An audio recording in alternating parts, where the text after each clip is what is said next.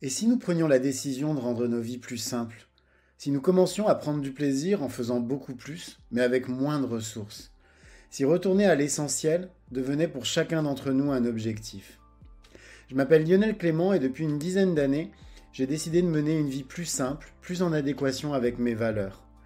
Durant ces 10 années, j'ai travaillé à mener une vie plus frugale et j'ai découvert que c'était absolument pas une vie triste, ennuyeuse et pleine de frustration. J'ai découvert dans la frugalité une forme d'abondance qui aujourd'hui me rend pleinement heureux, même si je suis encore loin, très loin d'être arrivé. Et je suis convaincu que cette quête de simplicité est la quête de ma vie. J'ai créé les chemins de la frugalité pour partager mon expérience, mes découvertes, mais aussi pour vous inspirer et vous donner envie, à vous aussi, de faire de l'essentiel le tout de votre quotidien. Je vous souhaite de passer un excellent moment avec moi sur ces chemins qui, au final, ne nous mènent qu'à nous-mêmes.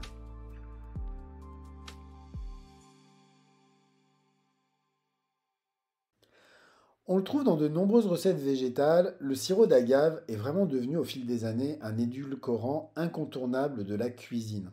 Dans cet épisode, je vous dis tout sur le sirop d'agave et sur les différentes manières de l'utiliser dans vos préparations culinaires. Et déjà pour commencer, d'où vient exactement le sirop d'agave? Eh bien, le sirop d'agave, c'est un édulcorant naturel, donc un édulcorant, c'est quelque chose qui va justement sucrer une préparation, qui est extrait de l'agave, une plante qui est originaire du Mexique et du sud-ouest des États-Unis. Plusieurs espèces d'agave vont être utilisées pour produire ce sirop, notamment l'agave bleue et l'agave qu'on appelle salmiana.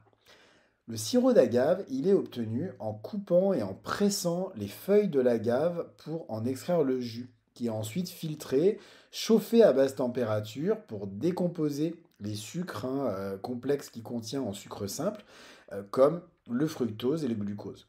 Le résultat, c'est un liquide épais, un peu visqueux, qui peut être comparé au miel, mais avec un goût qui est beaucoup plus doux et beaucoup moins prononcé que le goût du miel.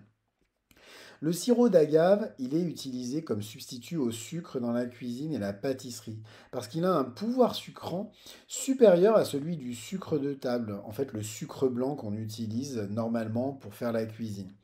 Et il possède en plus un indice glycémique qui est beaucoup plus bas. Ça signifie qu'il provoque une élévation plus lente et plus modérée de la glycémie. Et donc ça peut être bénéfique pour des personnes, par exemple, qui sont atteintes de diabète, etc. Bien sûr, à condition de le consommer avec modération. Cependant, ce qui est important de noter, c'est que le sirop d'agave, il est riche en sucre. Donc une consommation excessive de sirop d'agave, ça peut avoir les mêmes effets que le sucre classique, comme par exemple une prise de poids ou encore différents problèmes métaboliques. C'est donc hyper important, comme tous les sucres, de bien prendre conscience que le sirop d'agave se consomme avec modération.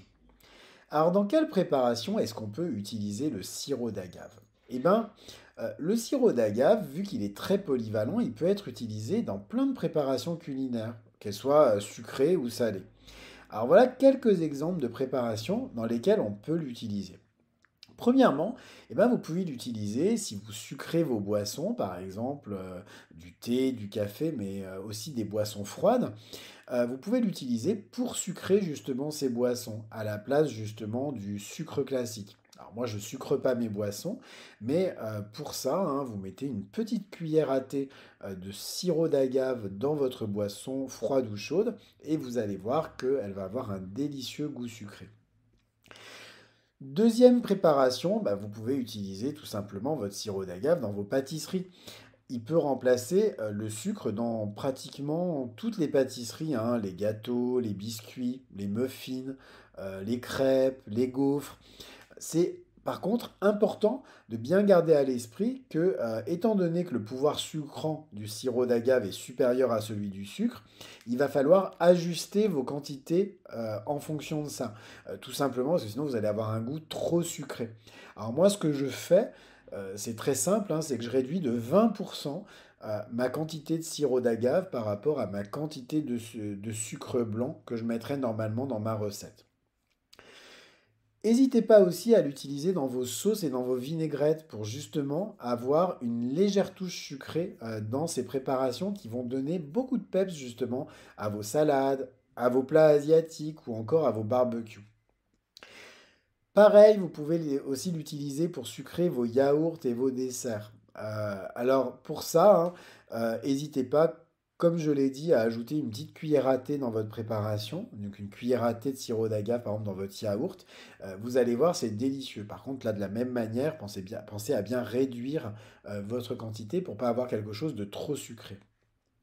Pour les personnes qui aiment fabriquer elles-mêmes leur granola, vous savez, les petites préparations de céréales qu'on va manger par exemple au petit déjeuner le matin, et ben, le sirop d'agave, ça va permettre de servir de liant justement à ces recettes maison et ça va leur permettre de donner vraiment de leur apporter un goût vraiment très particulier et délicieux.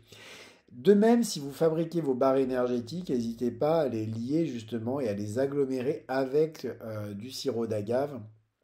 Vous obtiendrez un résultat vraiment incroyable et très similaire à ce que vous obtiendriez normalement avec du sucre ou encore avec du miel. Enfin, n'hésitez pas à utiliser le sirop d'agave dans des marinades, que ce soit par exemple pour mariner du tofu, du seitan ou des légumes tout simplement. Vous pouvez d'ailleurs l'utiliser, hein, si vous consommez encore de la viande, vous pouvez tout à fait l'utiliser justement dans vos marinades. Ça va ajouter une légère saveur sucrée à vos aliments marinés et ça va aussi aider à les caraméliser lors de la cuisson. Alors bien sûr, il y a plein d'alternatives hein, au sirop d'agave qui sont hyper intéressantes. Par exemple, vous avez le sirop de date. Alors le sirop de date, c'est un sirop qui est très fruité et qui est vraiment très intéressant parce que il va vraiment donner un goût de date en fait à vos préparations. Donc là aussi, hein, à utiliser dans certaines préparations très spécifiques. Le sirop d'érable, lui aussi, hein, qui a un arôme beaucoup plus prononcé. Vous pouvez aussi utiliser du sirop de fleur de coco, alors qui lui est beaucoup plus épais. C'est un sirop qui se rapproche beaucoup plus de la mélasse. Donc là aussi, hein, à utiliser dans certaines préparations très spécifiques. Moi, j'aime beaucoup utiliser ce sirop de fleur de coco, par exemple, dans des tartes. J'aime beaucoup le côté euh, très cuit en fait, par exemple, que ce sirop va donner à des pommes, par exemple, à des pommes que je vais ensuite mettre dans un fond de tarte. Je trouve que c'est vraiment délicieux. Et puis bien sûr, vous pouvez utiliser de la mélasse. Donc la mélasse, hein, on est vraiment sur un sirop de sucre très très épais, noir, mais qui a un goût absolument incroyable, presque un goût de réglisse. Moi, j'aime beaucoup et c'est vraiment une alternative intéressante à utiliser. En tout cas, et si vous êtes un petit peu foufou comme moi, n'hésitez pas pour une même recette à tester différentes alternatives hein, au sirop d'agave ou au sucre en général. Vous allez voir que vous allez obtenir des résultats très différents et que bah, ça va tout simplement donner énormément de gourmandise à vos préparations. Cet épisode des chemins de la frugalité est maintenant terminé. Alors comme d'habitude, je vous invite, si vous aimez mon podcast, à vous y abonner. Et pourquoi pas à lui mettre 5 étoiles sur votre plateforme de podcast préférée. Ça va beaucoup m'aider à bien le référencer, c'est-à-dire à faire connaître mon travail. Et puis sinon, vous pouvez le partager autour de vous afin de le faire connaître à vos proches. En attendant, je vous souhaite à tous une très belle journée et puis je vous dis à demain pour un nouvel épisode. Au revoir.